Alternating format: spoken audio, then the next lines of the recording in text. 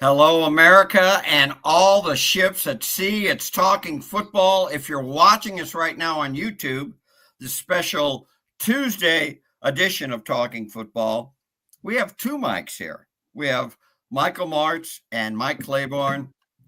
Mike Claiborne, what the hell are you doing here, man? You know what, man? I love this show so much, and I was telling Joe the other day. I said I got to get on with these guys and just chop it up with them.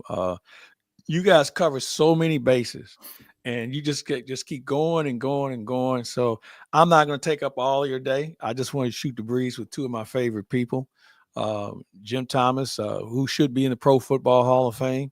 For all the things you covered in just the NFL, not to mention the National Hockey League and college football and college sports. And Mike Martz, a guy who took the game to a level that I'm amused by when I hear people compare the Detroit Lions to the greatest show on turf. And I'm saying, well, wait a minute. I don't see a 28. I don't see an 80. I don't see an 81. I don't see a 76 out there. I see good players, but they're not the greatest show on turf. Let's just be clear on that. And what Mike Martz has been able to do, just being so innovative. And maybe one of the most honest people, Jim, as we both know. He may come across as this quiet, individual, but he goes to sleep with nothing on his mind because he's already let everybody else know what's going on. I tell you what about Detroit, though, 26, he is something special. He is as close to Marshall that I've seen. Laporta, the tight end, and their offensive line is like ours was, very dominant and very physical. Of course, Kurt, I think, is probably a better quarterback than what they have, although he's a great quarterback in his own right. I think what's so similar, I really like the change up and how they game plan. And I think Ben does a terrific job of attacking weakness. And they have a mindset, and it wasn't ours necessarily to run the football no matter what. You got to stop that. And they put so much pressure on the defense. It's just a different way of doing it. But I tell you, I talked to Danny here last week, and I just said, you bring back a lot of great memories, Danny. And he's so much fun to talk to because he's just so self-deprecating and, gosh golly, that kind of thing. How about that general manager, a guy who used to work at Rams Park in Brad Holmes, and what he's been able to do? He was a PR intern. He was a PR intern. He was a PR intern, and then he discovered the error of his ways, and he went over there into scouting. Started at the bottom, and Brad and I, we used to talk long and hard when he was just like not only a PR intern, but when he was starting in personnel. Yeah, you were the only one that talked to him. Nobody else knew he was in the room. Yeah, but anyway, as he moved up the depth chart in the personnel, less and less talks because you can't let you can't let the media know what you're thinking scouting wise. But I'm so proud of him. It's funny you talk about Michael Martz. I remember when I first saw him. Remember, he was the wide receivers coach when the team first came to St. Louis in '95 and in '96, and obviously helped develop Isaac Bruce. He had different kind of, what were they, like horn rims or wire rim glasses. He was so quiet. He looked like, I always said, he looked like he was kind of bookish, like maybe a history professor at a small school in the Midwest. And boy, you can't judge a book by the cover, right? You know what he looked like, Jim? He looked like one of those coaching fellows where he was just coming in to observe on how to put a practice together. I mean, he didn't say much, but he was always paying attention to things that we weren't paying attention to. But he would look very studious, and he looked like one of those summer intern coaching fellows that we see in the NFL camps now. We bonded almost immediately, Mike and I, because I think the first 2 years as a receivers coach, then he left to Washington to become the quarterbacks coach. I think, Mike, was I the only reporter that interviewed you? Yeah, and the only reason I did the interview was you grabbed me coming out of my dorm and said, hey, coach, I had no choice. But, my role, as I saw it as assistant, do no interviews, coach you guys and support the head coach, and just, nobody should know your name. That's how I was raised in the business, and then even as a coordinator, I did one interview nationally. That was for the New York Times because Dick asked me to do it during that '99 season. That's the only interview I did in that year. I mean, that's just kind of just a role I felt that was my role. In fact, when I was at Washington, there was a reporter, a beat writer there. I can't remember the gal's name. She's blonde, and I'd see her every day in the facility, and she was just killing poor Norv in the media, her articles. And I'd see her walking down the hall and say hello to her, good morning, and all that. And so we're at the Super Bowl, and she catches me at that Wednesday. The coordinators are talking. Right. She said, "You weren't at the Redskins." I said, "Excuse me? No, you weren't. I was there. I was a beat writer. I never saw you." I said, "Well, you never saw me. You looked right at me, but I was there and I saw you." She said, "No, you weren't on their staff." I said, "Go back and look." How about that? So low key that one of the beat writers up there that couldn't believe he was on the. So she thought the offensive coordinator was somebody else. Yeah. She went back and got the press guide. She said, "How could you be here and me not know?" I said, "Well, that's your problem." I mean, I did my job. I hid in the weeds and tried to help Nora as best I could. And I mean, that's just, to me, that's what you do, And Brad Holmes, you learn this business at that grassroots level, and if you understand at that level, it just makes you such a better, information wise. The decisions are better. You understand things so much better, Hey, Coach, you touched on something, and we all watched how the tree would grow with a head coach where he was the voice of the team. But as guys start to move on in their careers and they interview, one of the things that I wish they were better prepared for was dealing with the media, which has become a very important role. Do you think at some point coaches will say, all right, this is going to be my line coach's week to deal with the media, and this guy's going to deal with the media, and they kind of prep him on what he's going to be dealing with, but at least he'll have an idea, not only for when he gets his own team, but certainly when he deals with his interview process. We tried to, as much as I could, and I wasn't the role model, obviously, with our coaches to get them ready to deal with the media, and I always believed in honesty with them to the point where it didn't hurt anybody. You know what I mean? You have to be very careful and guarded in some respects, but and be genuine, because this is, the public. I mean, they're footing the bill for all this. They pay our paychecks, right? And you can't just thumb your nose at them and not do these interviews and or be crass with them. So there's a certain amount of, I appreciate the job that you guys had to do. It's a very difficult job. And so we try to be honest. And so I told our guys too, be as honest as you can, but you have to understand what's off limits and what isn't.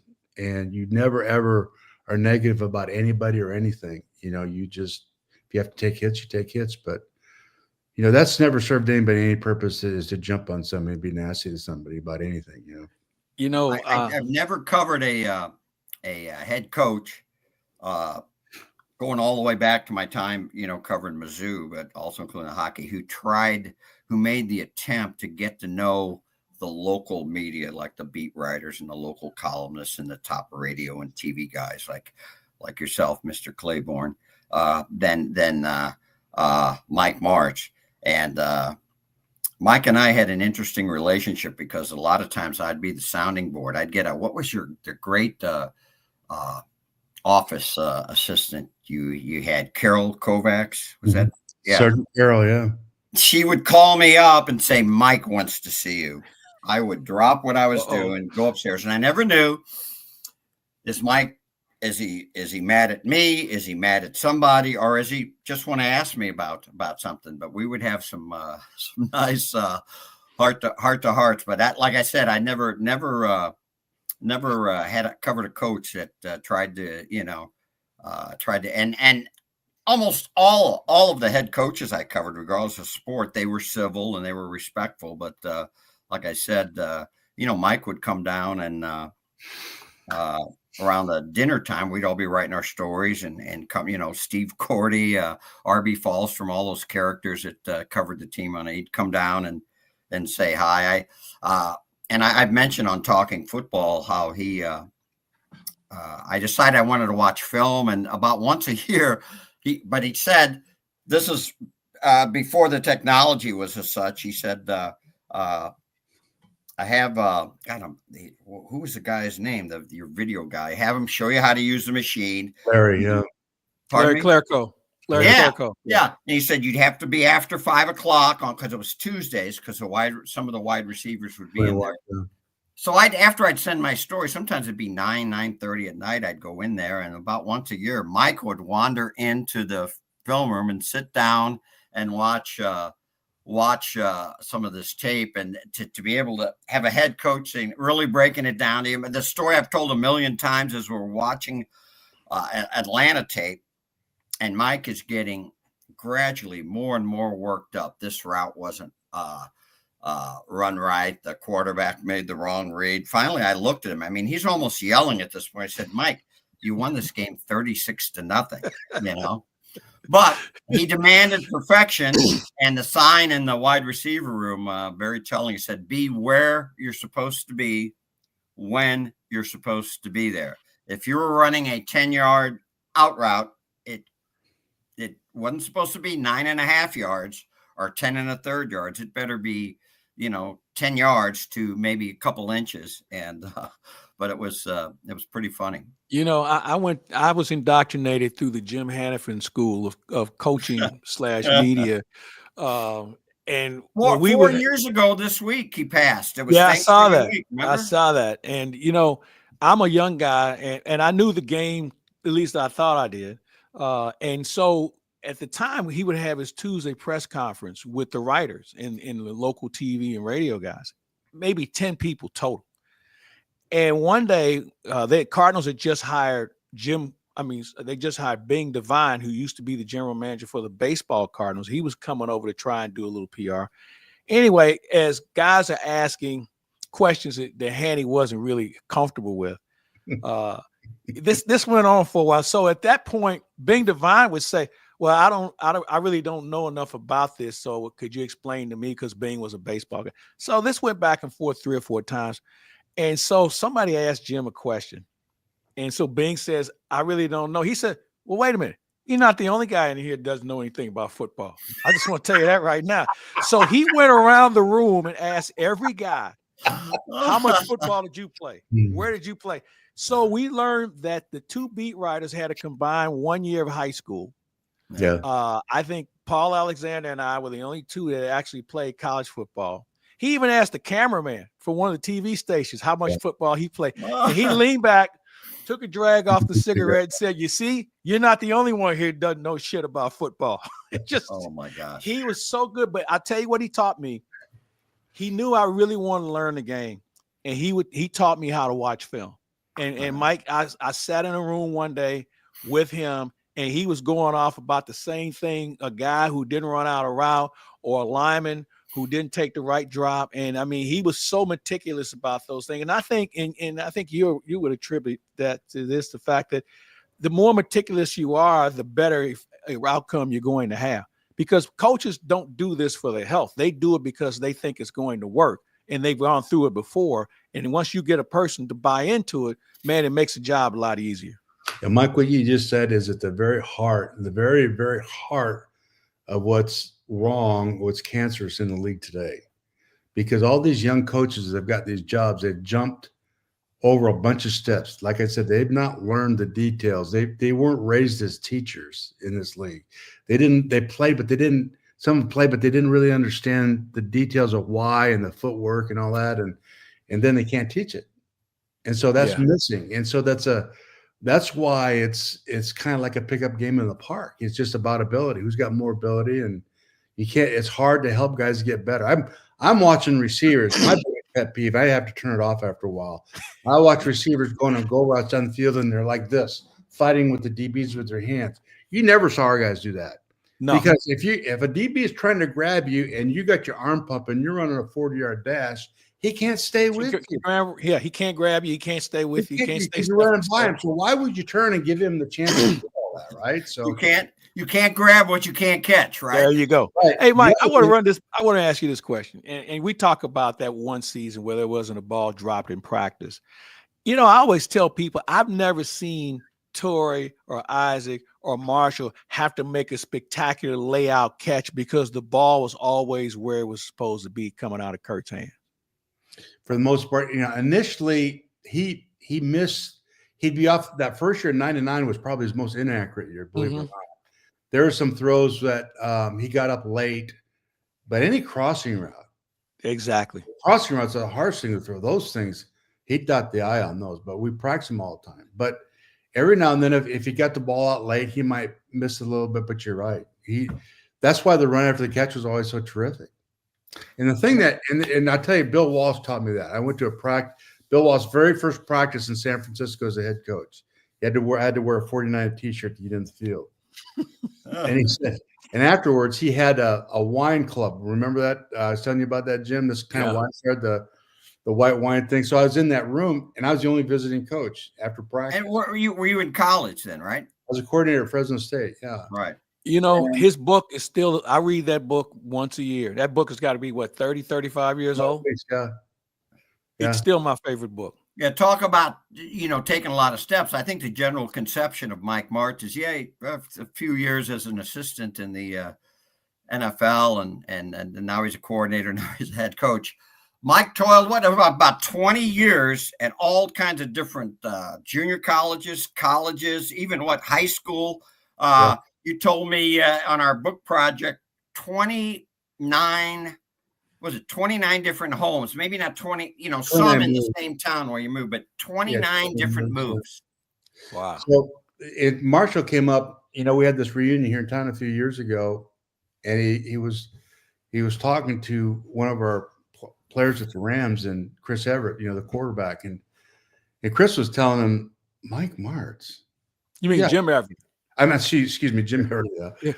Jim Everett beat up Jim Rome because he called him Chris. Yeah, it's been called Chris Everett. I was there for that. That was the year I was there. Yeah, that's a whole story. So I'm sitting there, and Marshall turns to me and says, I talked to Jim Everett, and he remembers you, but then he went on to tell me what Jim Everett said. He said, you're the most unlikely guy possible to be in that position, and that's why I take that as a great compliment. And Marshall had no idea. Of course, nobody does. I worked for free for a year. I mortgaged my family and everything. Wow. In Arizona, 4 kids.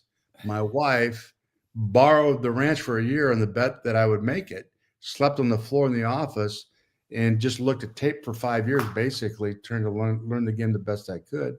They hired me after a year, but he didn't have to hire me. But he did, and that saved my butt. It took me years to pay off all that money we borrowed, but we did. But, that's how I came in, and consequently, when you come in, not the lowest, but I was below the basement. I was looking for the basement floor, and you're in the storm cellar. No daylight. You saw no daylight. You appreciate this. My very first home game, I had to borrow my old son's Mitsubishi pickup, old beat up thing, because I didn't have a car now, right? So I drove it over there. I drive up to the stadium, the very first home game. I pull up to the attendant there, and I said, "Where's the coach's parking?" He said, "It's over there." I said, "Oh, okay, thanks. I'm one of the coaches." He says, "Yeah, me too. That'll be $14." I had to pay $14 to get into the park. Yeah, and then I couldn't get into I walked down there, and the guy grabbed me by the shoes. He strong armed me, was carrying me out of there. He said, "I'm one of the coaches." "No, you're not. I know the coaches." And Larry and the guys, no, he's one of the coaches. They weren't going to let me in. Yeah. Mike Martz, no overnight sensation. Guys, let's talk about some of these football games. What do you say? Although we could just stay on this track and go on forever. Saquon Barkley, fellas, 255 yards rushing against the Rams on the Sunday night game. He may be the MVP of the year, huh? He's going to be in the conversation. But he's not my MVP. I think their offensive line has started to play so much better than they were earlier. Exactly. And the quarterback is playing now the way he should. And he's injury free. The last few years, I think he's pretty well banged up. He's playing great. The receivers are playing good. The line is playing good. Now it just creates an environment for him and I'm not saying he's not a great player and he's not doing a great job. But for my money, I'd take Josh Allen. I just think with what they have up there and what he's done, the Kansas City game, the last touchdown, this is for all the marbles. He makes that. That's what an MVP does, that kind of thing. So I think it's going to be a good debate this year. I really think and the target has changed from maybe not week to week, but month to month. If we were sitting there a month ago, if you were going to say a running back is MVP, you might say Derrick Henry. No, I think Barkley would be the guy. I don't know if anybody's impacted the team more than he has this year. Coming to that team, But you take any one of those guys off, and who would suffer the most? Yeah. Because, we've seen Baltimore win without Derrick Henry. We've seen them be successful. Yes. Yeah. I'll tell you that Philadelphia offensive line, when they picked up Mekhi Phifer from Louisville, when he was at Louisville, remember he set the record for fastest 40 time for an offensive lineman there. And when they moved him inside to play guard, because he was playing with the Jets and he was hurt a lot. He had some knee issues, but man, watching him, it looks like Mike, he's kind of quarterbacking that offensive line. It looks like he's calling the line stunts up front compared to the center. He's got a different personality. He's high energy. He's in it. His motor goes. He doesn't stop moving at all. Now, you watch him, he's shaking Twitter in the huddle and he's ready to go. That personality, a strong personality like that with that kind of ability, it can motivate everybody because you have to play to that standard and practice that way. Like Isaac Marshall told me that, we used to try and get everybody to go and practice and standard this and standard that. But he said, we looked around and watched how Marshall was practicing. We had to practice like that. Otherwise, they embarrass us. It's the same thing in that offensive line. Yeah. You get a guy like him, a young guy, and he's doing what he's doing. And even the guys that are older, they got to pick up their game and go. I kind of think that. And then the new coordinator's kind of gotten used to those guys now too. And he's changed because he's a whammy bammy thrower all over the lot kind of a guy, and I think there's a blend there in the coaching staff of, really marrying the running game into the passing game a little bit better than what he's experienced in the past. Here's the kind of the heater that Barkley's on. Last two games, 500 yards from scrimmage. Only two players in NFL history have done that, 500 scrimmage yards over two games. You may have heard of these two. Walter Payton in 1977, Ollie Matson, 1954, two Hall of Famers. They traded 10 players from Ollie Matson. Yes. What college was he from? Ollie Matson? Was he Fresno State? Nope. University Pacific. Pacific? University Pacific, yeah. You coached there, right? Didn't you? 2 years, yeah. Were you there? You weren't there when Willard Harrell was there, were you? Willard was gone. No, yeah. Another thing, he had touchdown runs, Barkley, of 70 and 72 yards. First time a player's done that in a game since Maurice Jones-Drew in 2009. Again, 2 touchdowns of 70 or more yards. It's only been done 5 other times in history. Again, this is a pretty good list of running backs. Frank Gore, we mentioned Jones-Drew, Frank Gore. Barry Sanders, might have heard of him. John Frenchie Fuqua in 1970, and Lenny Moore. Next to Marshall Faulk, Lenny Moore, best combination I agree. rushing receiving back in 56. What's that? But this brings up a really interesting question to me. Why didn't he do that to the Giants? Well, it's obvious, right? I mean, why does Sam go from Carolina and those places and all of a sudden go to Minnesota and he's the real deal? Sam Darnold. There's so many touchdown passes this year for Darnold. So many good players have come in, high round picks, and come in and disappeared in this league because of where they go. And nobody ever talks about that. They think that a great player is going to go in there and change the face of the team. It doesn't do that. Not unless you got enough, it's like buying a new car without tires. It just, there's so much. It's just like Steve Young goes from Tampa Bay. Had the lowest rating in the NFL that year, goes to 49ers, and he's a Hall of Fame player. So much of how your success in the league depends on where you go and who coaches you initially. And I think it has a lot to do with who's up front too. You get a cohesive offensive line, and they play harder for a guy like that. I mean, they come and when you see it. And I was going to bring up the Barkley thing. I would wonder at what point when he touches the ball does someone touch him? Not tackle him, but touch him, because he has a whole lot of breathing room. It's kind of like Marshall, and Mike, this. Marshall was figuring out where the safety was because he'd already beaten the guys up front and the linebacker. He was looking for a safety to make sure he could beat him because he had that kind of working room.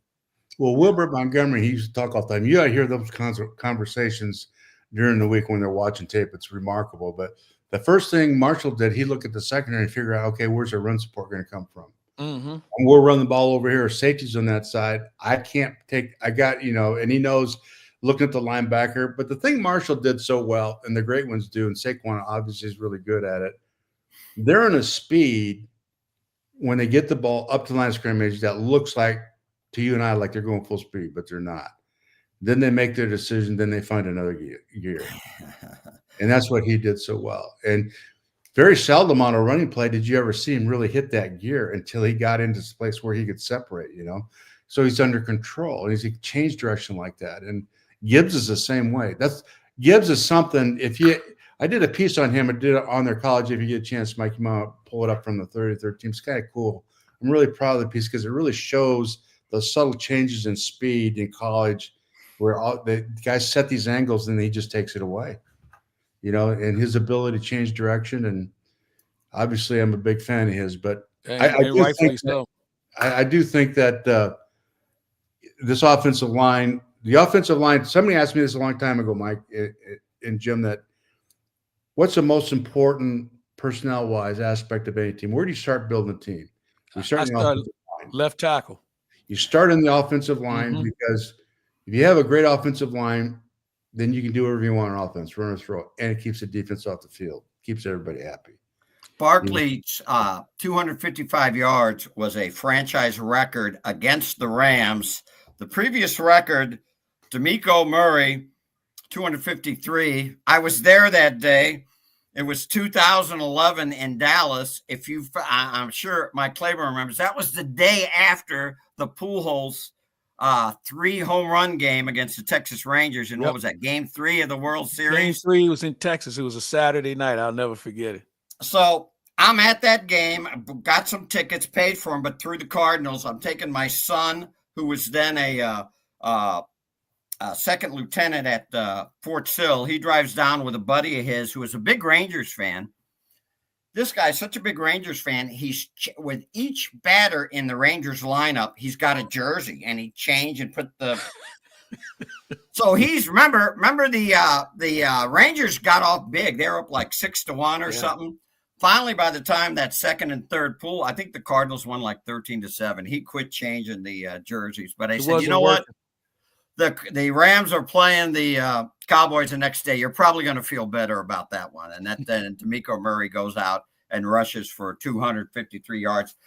A couple of other games. Let's get your thoughts on them that took place. I got my 18 pages of notes here. Steelers and Browns, the Thursday night game. It was a rare snow game for that early. The Steelers kind of let one slip away, don't you think? 24-18 Browns.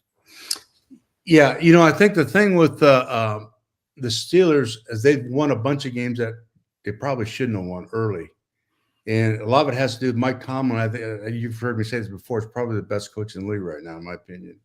They just don't make mistakes. They made some mistakes there, and it just caught up with them. But anytime those two teams play within that division, anybody can beat anybody at any time. Yeah.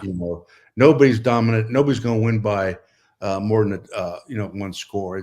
That's just the way it is with those guys. It's a fight to the death. Yeah, there was a lot of guys who woke up sore the next day for sure because they really beat the tar out of each other. But you know what? As Mike said, there were some games that they probably got away with, so they were due for one like this. And it happens over the course of a season. So I wasn't as surprised as some were because I knew that game was waiting for them somewhere down the alley. And the other thing, they're playing a team that's just fighting for their life too. Yeah. And now this is a big game.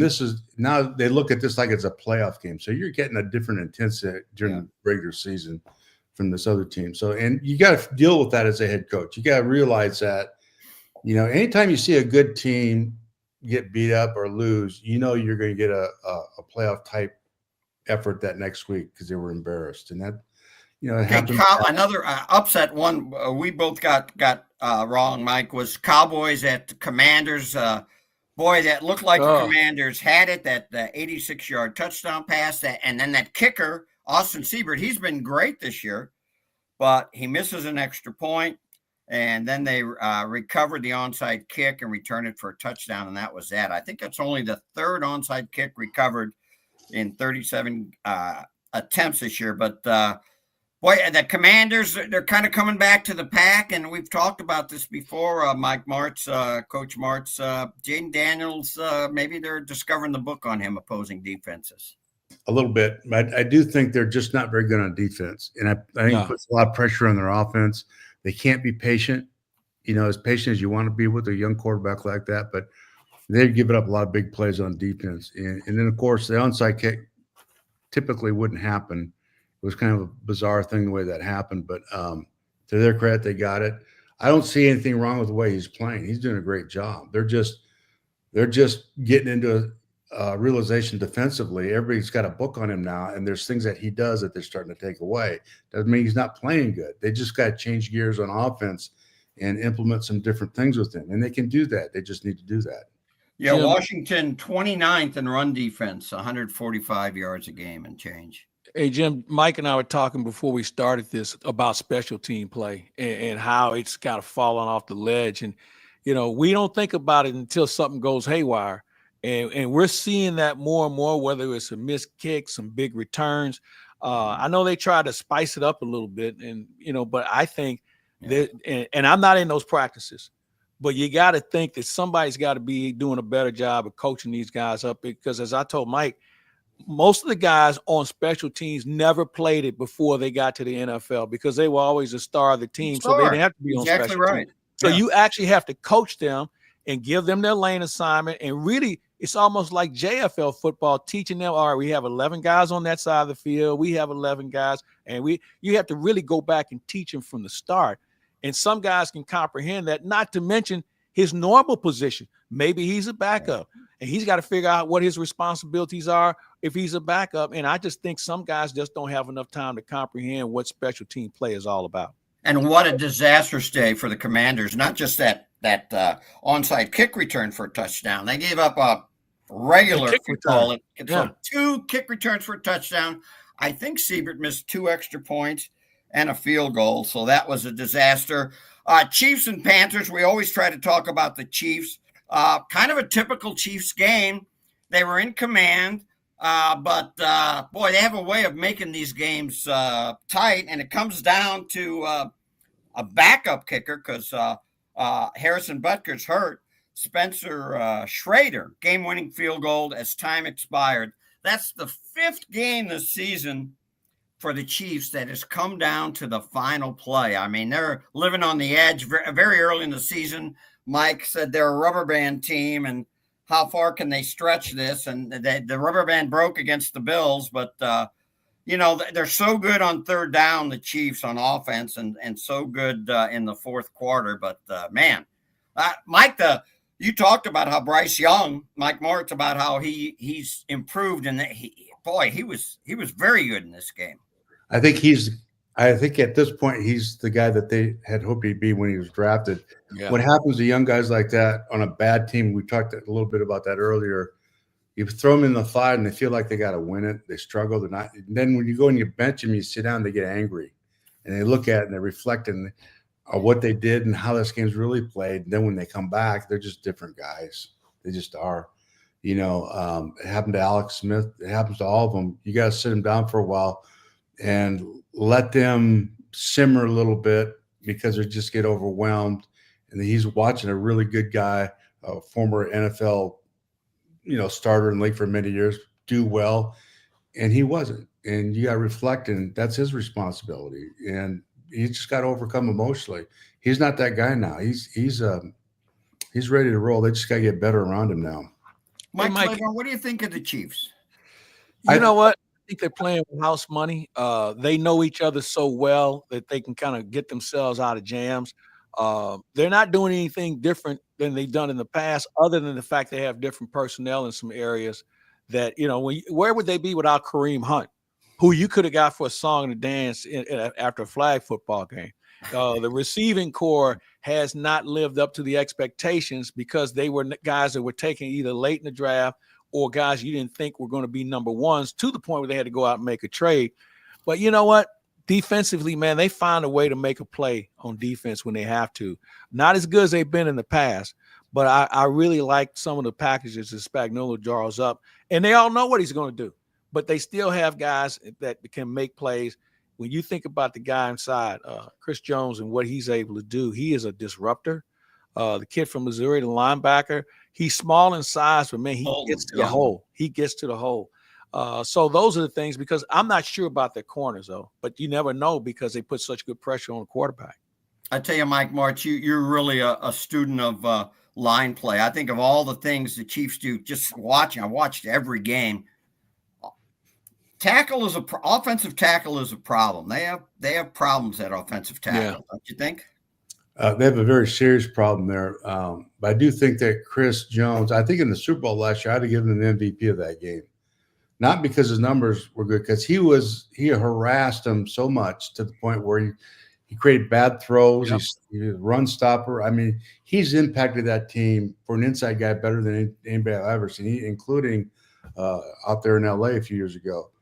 I don't think Holmes is playing as good as he has in the past. He misses throws he's got no business missing.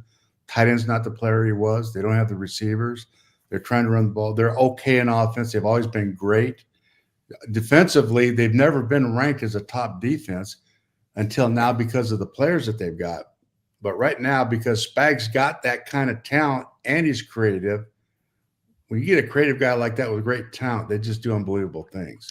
Now they get there so hard and so fast that he if you've got a young coordinator on offense, whoever they play, I don't care how good they are, you look at the coordinators first.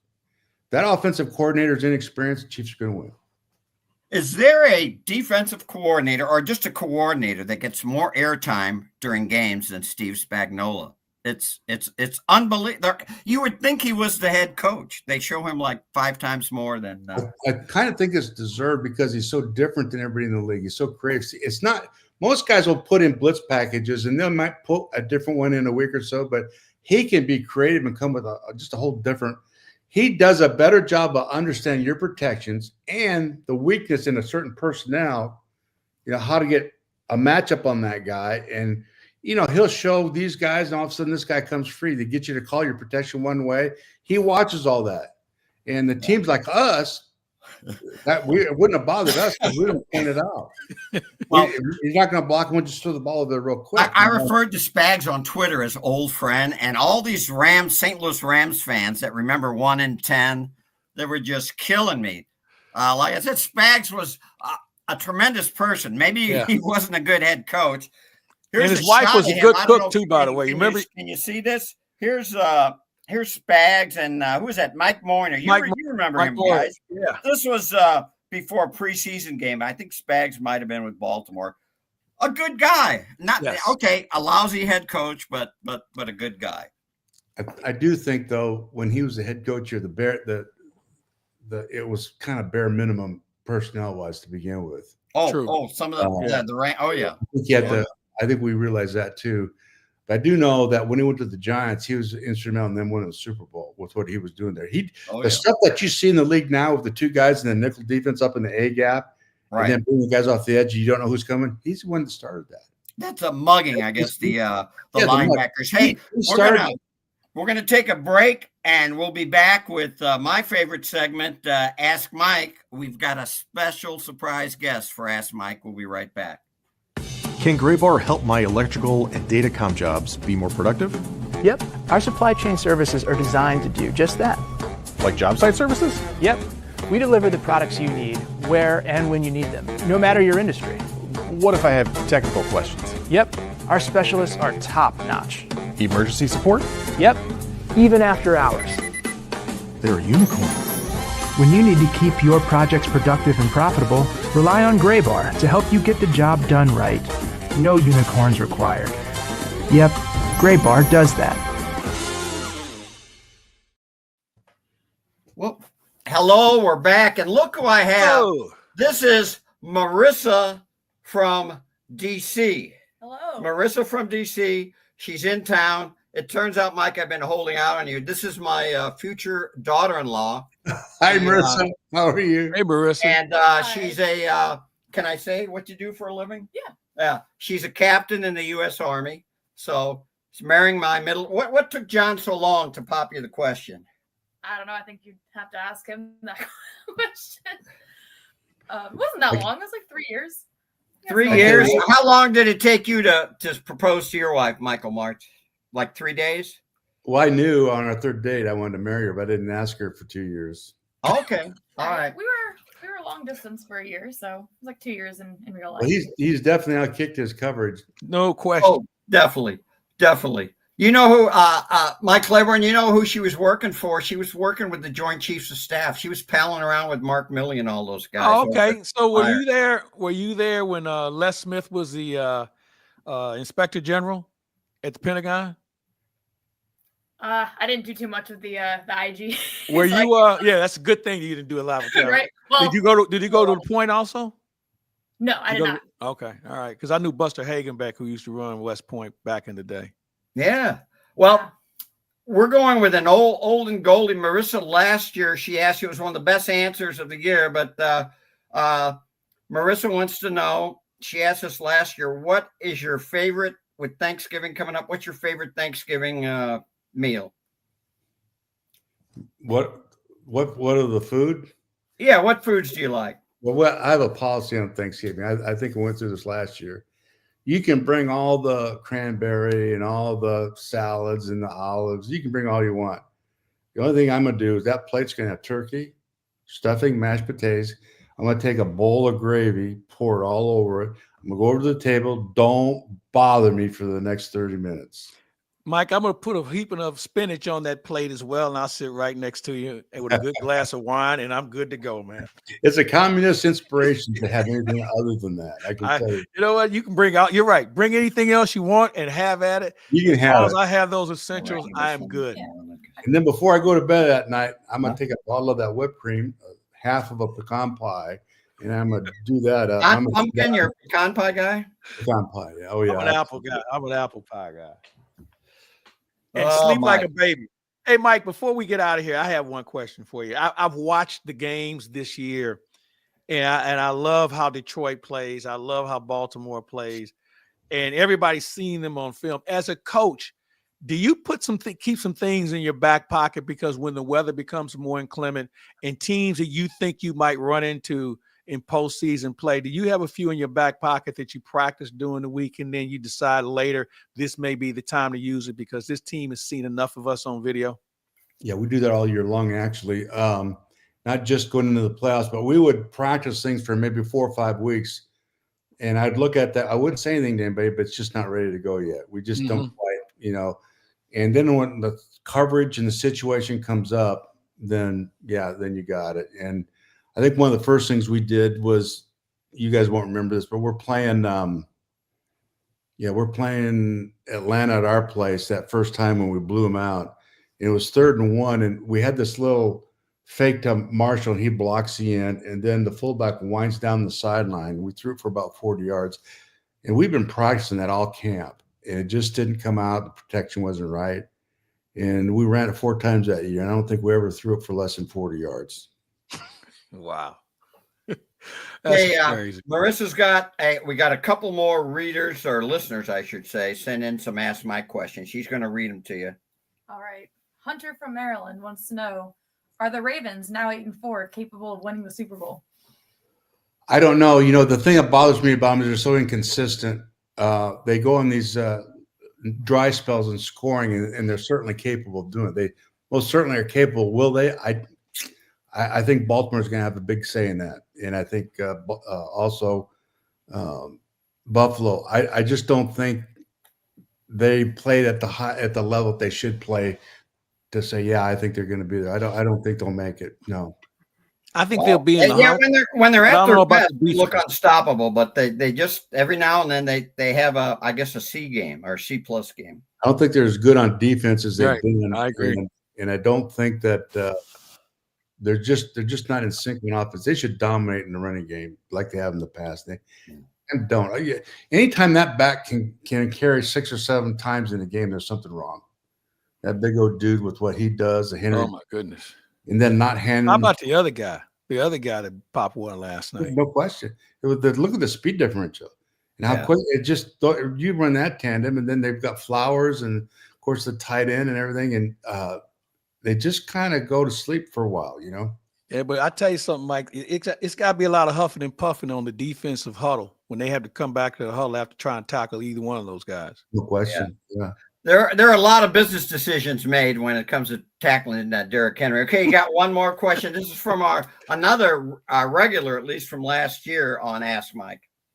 All right, Chris from Syracuse is going to asked, is it possible anymore for a non-quarterback to win the MVP award? No question. It may happen this year. Absolutely. And I would like to see it, a defensive player win it.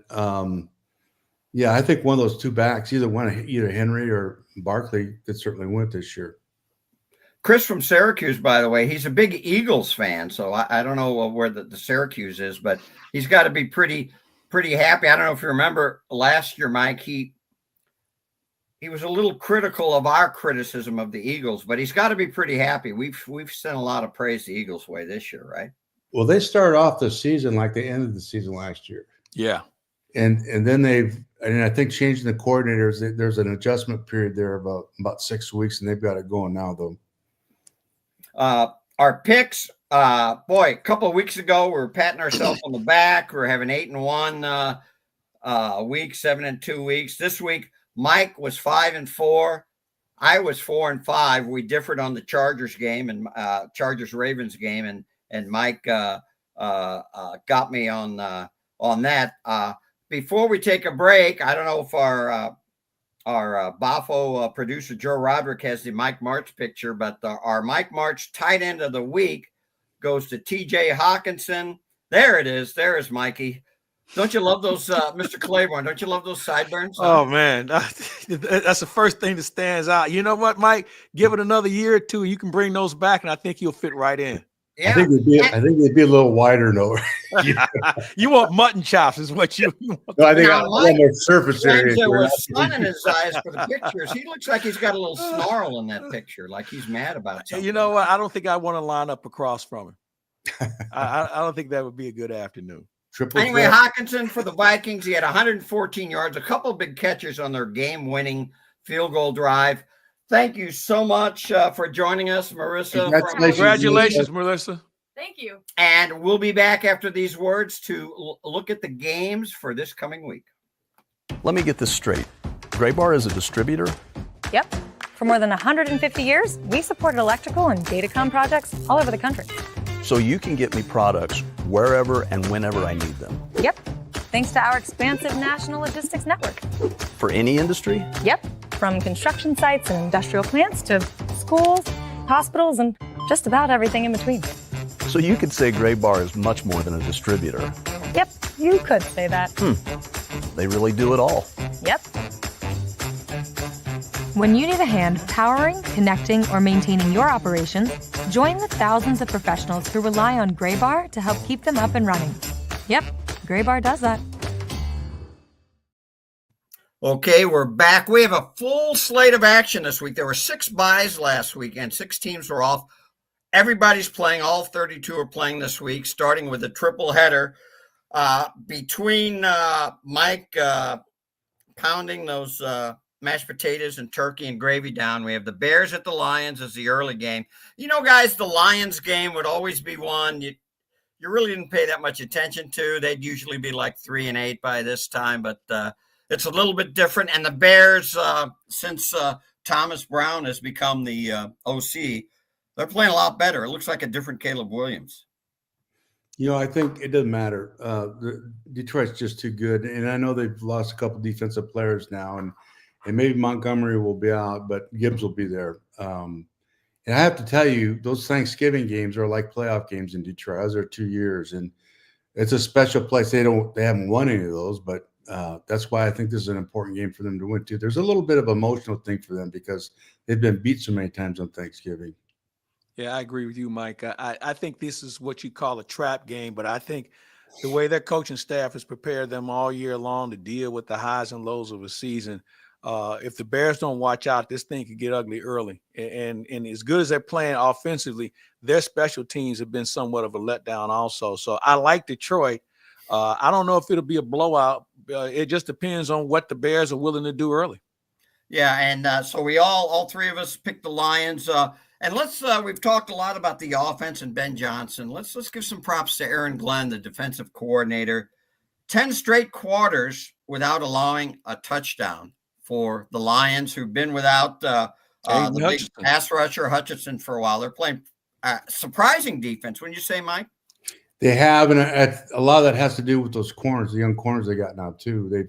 That's been the missing link, maybe for 30 years. You know, they've just not had. Mike, they haven't had a good corner since Night Train Lane was there. No, Lim Barney. I'll throw Lim Barney in there. Yeah, no question. But they haven't had much. Too, but as a group back there, when's the last time you saw them break up these deep balls or run a receiver down and knock it away? I mean, it just hasn't happened. It is now. Okay, the afternoon game. Sit down for this one. We've all been waiting for it. Cooper Rush versus Tommy DeVito at quarterback. Are you kidding me? What do you think, guys? I'm going to have another helping of mashed potatoes. Yeah. Giants at the Cowboys. Cowboys 3.5-point favorites. Oh, man. The thing that surprised me about Dallas when I watched them play is they played with they had some pizzazz, they had some energy. It's the first time I've seen play this year with some energy. They're just not very good, but they played really hard. And if they'll do that, they'll win this game.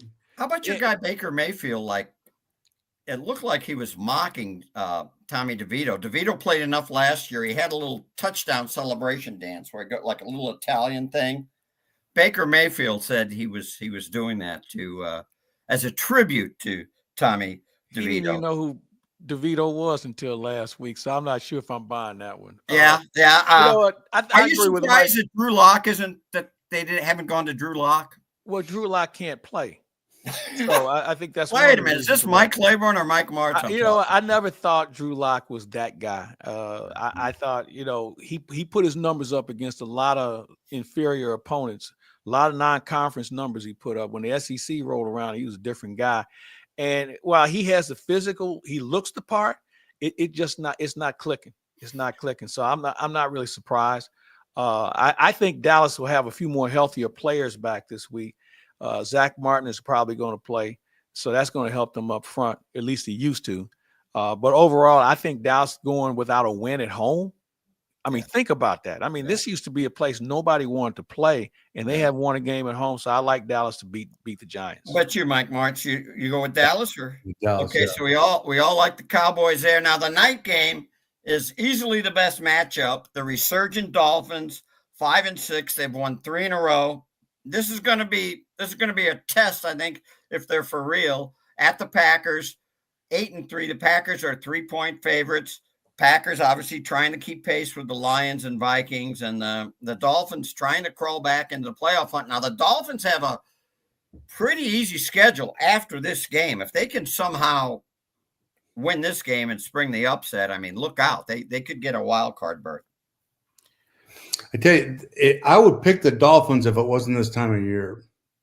Yeah. You go from Miami up there and play it, you just like going when I was in LA with the Rams, we go back there. It's just different. It's just different, and you can talk about all you want, but once that needle gets down to where it's going to be when they line up and play, you got to pick the Pack. At night, too? At night game as well? That's not going to help them at all. Look at that white stuff coming down. What is that? What is that? Green Bay's playing well. I think they're playing just well enough to beat people. But Miami has enough weapons where they can make it interesting. But I still, as Mike pointed out, the elements will be a difference maker against Miami. The high is scheduled to be 28. The low, low 15. The low 15. So this is a 7:20 start. So it's probably maybe going to be 20, maybe teasing into the teens. Tua, fellas, is 0-7 when the temperature is 40 degrees or below. It may be 20 here. Hill may not even come out of the locker room. I saw. I was about to say. I was thinking to say they don't have enough sweaters and coverings. I've seen players get in a fist fight over stocking hats and stuff like that. Trying to come out to that cold weather. Now, Mike Claiborne, in a previous life, you were an agent, right? A player's agent. Yes. Didn't you represent Leon Lett? Leon Lett was one of my guys. Now, I go back to the 1993 Thanksgiving game. This was before the Rams moved here, and I was just going around covering games at large. Thanksgiving Day game in Dallas, 1993, I want to say it was. somebody kicked a field goal, and I think Leon, it was tipped, and he picked it up and ran and tried to pick it up, and that was in the sleet, right? It was the ice bowl. He slipped and fell, lost the ball. Miami scored. They won the game. And I happened to be there for that game. And you talk about a quiet car ride home after that. I mean, because Leon was an emotional guy. He was very subdued. But when you got him going, you couldn't block him. I mean, he made some guys afternoons because he was 6'8", 275. Were you still representing him then? I was. As I said, I went to the game with him, and that was the quietest car ride home I've ever been part of where I wasn't in trouble. Okay? Yeah. Well, hey, you and I may have run into each other in the hallways because, like I said, I was covering it. But that was against the Dolphins too, wasn't it? Yeah, it was. Yeah. You know, I'll tell you a quick Leon Les story. So he's a guy out of Emporia State in Kansas. And the Pittsburgh Steelers came in to work him out the day before the Super Bowl, and he was still in college, or a couple of days before. And the scout worked him out and told him, he said, I got to be honest with you, I don't think you really have a chance to play at the next level. If I were you, I'd focus on a degree, and maybe you can get into coaching. And he was so devastated that he was working out the day of the Super Bowl in the weight room by himself. So now fast forward, they're playing the Steelers in the Super Bowl. And I can't remember the offensive guard's name, but Leon was wearing him out and probably would have been the MVP had Larry Allen, the defensive cornerback who had the 2 interceptions. He ended up being the MVP. Larry Brown signed with the Redskins, never to be heard from since. Anyway, Leon, who's not a guy who says a lot, was so fired up because it was the Pittsburgh Steelers. He was cussing at this guard and said, you go back and tell whatever that coach or that scout was, you tell that so-and-so that Leon led us out here kicking your you-know-what. You just keep. So now this player comes to the sidelines and says, hey, who is such and such? He said, what are you talking about? He said, Leon, let's keep calling this guy's name like I know. He said, oh, that's one of our scouts.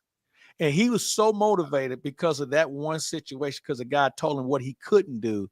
And hence the reason he could have been the MVP of that Super Bowl, because he dominated up front. They had nothing. They had no answer. And remember, DeMonte Dawson's the center. So they're even trying to double team him, and they still couldn't do anything with him. Yeah. No, Leon Lett was a hell of a player. Just a bad moment on Thanksgiving. Okay, Friday, a Black Friday game, kind of a new thing for the NFL. We have Raiders at Chiefs. Raiders, Gardner Minshew out for the season with a broken collarbone. It looks like Aiden O'Connell is back. We all think the Chiefs, even though this is a rivalry game, but the Chiefs are, we don't pay much attention to the odds. The Chiefs 12.5-point favorites. They don't beat anybody by 12.5 points, but the Chiefs are going to win this game, don't we think? Yeah, they should. They'll beat them they'll cover the spread in this. Think about last year when the Raiders came in and broke up all the furniture. Was it Thanksgiving last year when they did it? When they beat them? I think it was Christmas. Yeah, it was a holiday. And they went into Kansas City and broke up all the furniture. So I'm sure that's in the back of their minds as well. So we're all picking the Chiefs. Okay. One of the early Sunday game, Chargers, Sunday, December 1st already, guys. Chargers 7-4 against the Falcons, 6-5, coming off a bye week. The Falcons have been a little, listless lately. Before the bye, they lost to the Saints and the Broncos. Chargers still the top scoring defense in the league, 15.9 points a game. How do we see this one, fellas? I got the Chargers here just because the Falcons have been so bad on defense as of late, and the Chargers are so good defensively. And the quarterback now, they're letting him play a little bit, and they haven't all year, Herbert. I just think that coming off that loss, I think there'll be some anger involved here. Yeah, I agree with you, Mike. Yeah. So you're going Chargers? Chargers, yes. Okay. Yes, sir. Okay, yeah, I like the Chargers here too. Okay, Rust Belt, another Rust Belt game in the AFC North. Steelers stubbed their toes last Thursday night, 8-3 at the Bengals. 4-7. Bengals, interestingly, they're coming off a bye. They're the favorite here, 3-point favorite. I don't know. The Bengals they're a top 10 offense, but boy, they're bad on defense. They've gotten better in the last few weeks. To me, this is a Bengals game all the way.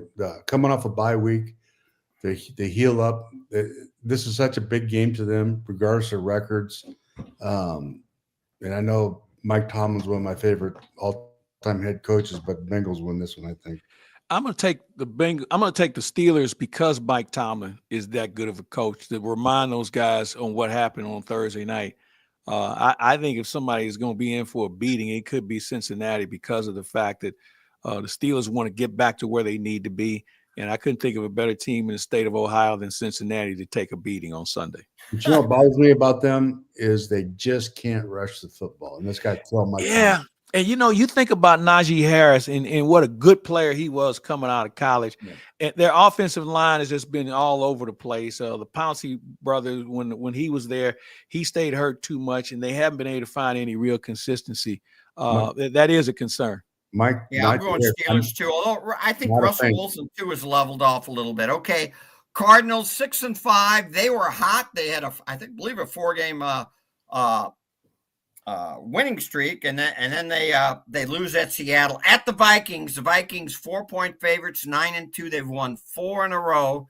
We talk about Sam Darnold and Justin Jefferson, but I think the team MVP is Brian Flores, the defensive coordinator. They're second in the league, tied for second with 22 takeaways, near the top of the league, 38 sacks, and fifth best in scoring defense, 17.9. What do you think about this one, fellas?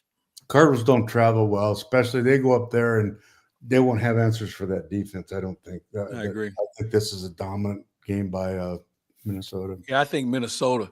Jim, you remember the days when Minnesota would just beat the football Cardinals by all over the place, no matter where they were. I think we could see one of those take place on Sunday. Yeah. Okay, late game, one of the games of the week, Eagles at Ravens. Philly without Brandon Graham. He's out for the season, torn triceps in the Rams game. Ravens top 3 offense in yards per game and points per game. The Eagles awful hot, though. What do you think, fellas? I like the Eagles because I think their offensive line can push around Baltimore. I like the Eagles, too, and particularly defensively. They've come into their own again. That's a nasty group over there, and I think it's going to be a violent – this is the game I think this year, but I just think that they're too much for them. Somebody's going to need a whole lot of a leave on the next day. There's going to be some sore people out there. All right, I'm gonna be the contrarian and go Ravens. Sunday Night Football. What the hell happened to the 49ers? They're 5-6 at the Bills. The Bills are 7-point favorites, 9-2. They've won 6 in a row, and they're coming off a bye week after that big win over KC. Fellas? Yeah, that's an easy one. I mean, the 49ers are just not very good. They got some guys hurt, and because they're hurt. McCaffrey he doesn't look the same. The quarterback's out. Trent Williams has been hurt. Yeah, they're just they're not very good. And this is a team that's looking more and more like a Super Bowl team. And with a bye, I don't think there's any question they win this one. Boy, that's a long plane ride to go all the way to Buffalo and take a beating in some bad weather, I'm sure. Yeah.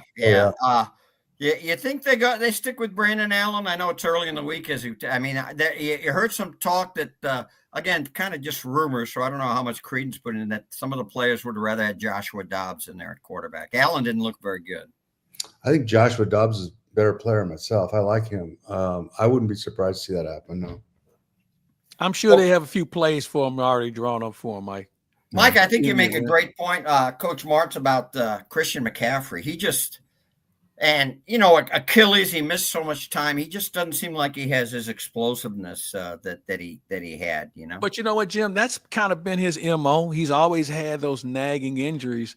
And I think that's why he was so available when Carolina moved him, because they'd seen that show so many times. And now San Francisco's dealing with it. And he's a good player, but, man, when he's hurt, he's that's not effective. Yeah. Do we have time for a story, a real quick story, Jim? I don't think we have a time limit, so yeah. Playing Buffalo is a unique experience. Pulling out of there, we'd won the game. It was snow on the ground, all that, and you pull out of there really late. It was a later game in the afternoon, and we'd won the game. And you see these all these people in the parking lot, right, still carrying on and barbecuing and drinking and all that. And this guy and his wife and these 2 young kids, probably about 8 and 5 years old. They're standing there and they're waving to the bus, I thought, well, isn't that cute? Look at the sportsmanship, you know. And They're waving to your bus. yeah, and I waved to them. Then they all turned around, they dropped trowel, and they moved it. Only in Buffalo. Only in It Buffalo. had to be 20 degrees out. I mean, only in Buffalo would that happen, you know. There's still That's a great game day atmosphere too, because the stadium is just like plopped right in like neighborhoods. Exactly. Yeah, I mean, I laughed so hard. I was trying. I laughed all the way to the airport. So it really didn't hurt your feelings? No. All right, our last game, our last pick should be an easy one, I would think, but we always highlight the primetime games. The Monday night game, the Browns surprising win over the Steelers on Thursday night, 3-8 at the Broncos, the resurgent Broncos with Bo Nix. Broncos 7-5. They're 5.5 point favorites. Mike Claiborne last week, and again, realizing it's a moving target, Mike Martz said on Talking Football here that he thought maybe Bo Nix is the rookie of the year over Jaden Daniels, since Daniels has struggled a little bit. Well, you know what? That's a good call. I mean, he's really stepped up. But I think when I look at Bo Nix, what's Bo Nix, 32 years old now? I mean, it's not like he's he's in college for a while. Listen exactly. now, don't stop that. You're touching a nerve. I was on the 7.5 year plan to get my degree. So, but you know, I think the key is, you know, one of the best defensive players the game has to offer is Myles Garrett. You better know where he's at if you want to have any sort of success. And they seem like they kind of got him going in the right direction. But Denver is starting to really do some things with some players we don't hear a lot about. So I think it's going to be a better game than maybe what people think. Going on the road, playing at altitude, I'm going to take Denver just by a little bit. Yeah, boy, was Garrett. He was great in the Steelers game. And I liked his comments afterwards. He said, hey, TJ Watt is a good player, but you're looking at the top pass rusher in the league. I mean, a little swagger from Myles. It's hard to say otherwise right now. Nix, by the way, just set the rookie passing record for touchdown passes for a Denver Bronco. And no, it's not John Elway. Here's one from the waybacks. I'm sure you guys remember this name. 1968, Marlon Briscoe. Marlon Briscoe. Previous record. So I think right now, I don't know if anybody's playing any better on defense than Denver is, which is a shock because you don't know who they're dealing with. And they have the kind of energy and urgency that Detroit, they play the enthusiasm and all that. They're really, really a well-coached team. It's Sean. I love him to death. I think he's a great coach. And Bo Nix, like I said, when they came out, I felt like he was the best rookie coming out, would have the most success initially. He and Sean, that system is just made for him. I talked to him after he drafted him. He said, yeah, we couldn't wait to get our hands on him. This is exactly what we need. And they've proven that. And you go back and look at his college career, all 4 years, he threw for 1 million yards. And just a guy that throws that at that age with that kind of experience and success in Oregon and all that. It's a plus. It's a a huge plus. And he's got so much confidence. The team believes in him.